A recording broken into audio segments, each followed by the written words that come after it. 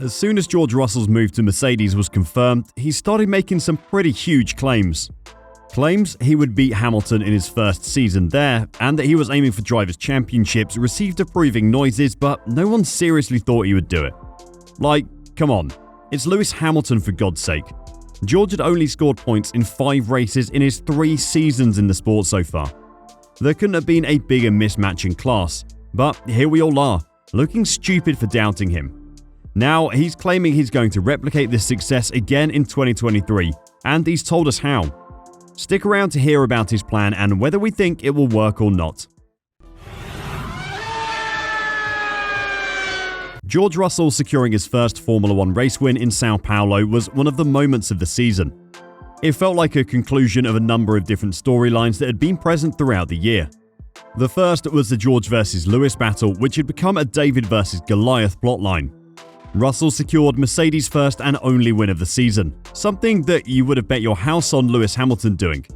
The second was the resurgence of Mercedes as the season went on.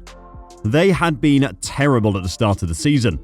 Lewis's tame 13th place finish at round 4 in Italy was a lowlight of that period.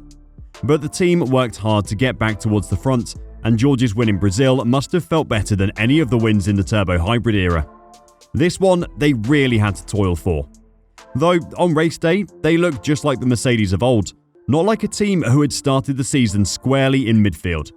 The young Brit said the last 10 laps of his first Formula 1 win were 100 times harder than the ones that came before, and knew any mistake would cost him dear. The Brit's maiden Formula 1 win looked about as easy as any driver could hope for, up until the 52nd lap, when Lando Norris's powerless McLaren brought out the safety car. Russell, who'd been comfortably leading, suddenly saw his advantage over his teammate Lewis Hamilton cut to next to nothing. When Russell asked his team if there would be racing between the two of them, he seemed rather dismayed to hear that there would be. But he need not have worried, as he was able to build enough of a gap to push Hamilton out of DRS range, and then just maintained the gap and preserved his tyres. He drove it like a seasoned race winner. The last 10 laps, I knew if I made one mistake here, he'll be in DRS and who knows what will happen. I can't afford to manage the tyres, I just need to absolutely go for it, he said. The last 10 laps of that race were 100 times harder than what the first 60 laps were. I could do the first 60 laps every weekend, but those last 10 laps, the pace is so high and you just cannot afford a mistake. On paper, a win and beating Hamilton in the championship standings would have seemed like a great way for Russell to start his Mercedes career. But he said he put on a brave face as he went through a run of very scrappy races in Singapore, Japan and the United States. There's always a lot going on that's not seen, Russell said. You put on a brave face every single race you go to. But we all have our good moments and our tough moments as human beings. And for us as a professional sports person, that often coincides with your performance. The 24-year-old also remarked that he'd suffered quite a lot of abuse online, which made overcoming his run of form even harder. George is going to use all of that to push himself even further in 2023, and is optimistic about his chances of beating Lewis Hamilton again. He had to work hard at the start of 2022 to get himself mentally ready for the battlefield he was about to step into. Having Lewis Hamilton as a teammate is not easy. Getting into your car across the garage from the most successful Formula 1 driver of all time is intimidating. Even more so when you plan on beating him. After comprehensively outperforming his Williams teammates in his 2 previous F1 seasons, Russell had expected a tougher fight alongside Hamilton in 2022, and said he had recalibrated his expectations in anticipation of being defeated by his teammate. I didn't worry, but I did have to sort of have a sit down with myself, George said. I was sort of used to a certain level of outscoring past teammates, or whatever you want to call it, but if it's 55-45 in my favour, even if I lose 45% of the time, that's going to still be incredibly successful against Lewis. The 7-time world champion has only been beaten twice before by his teammates.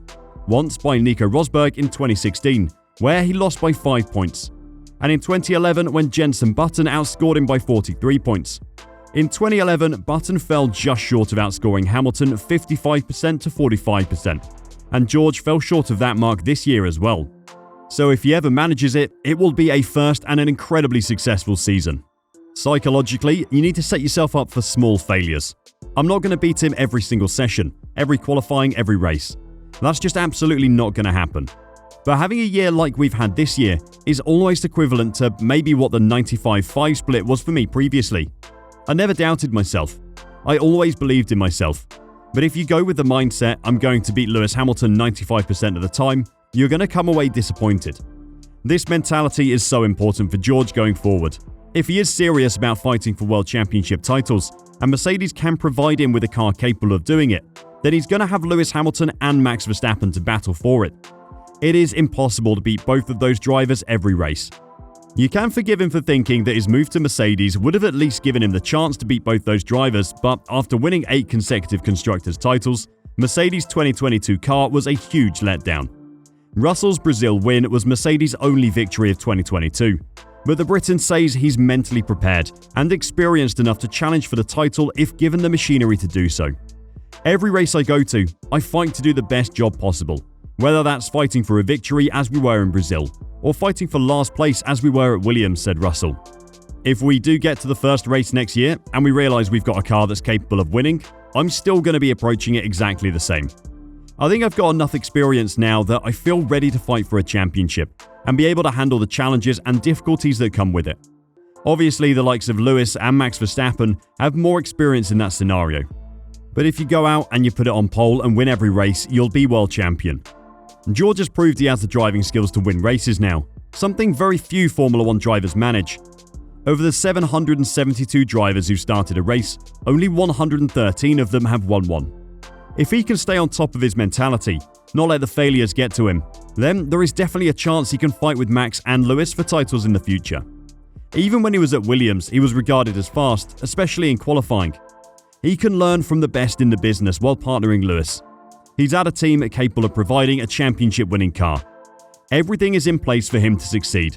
He just needs to stay mentally strong, and that championship can be his. Luckily, he has experience winning the mental battle as well.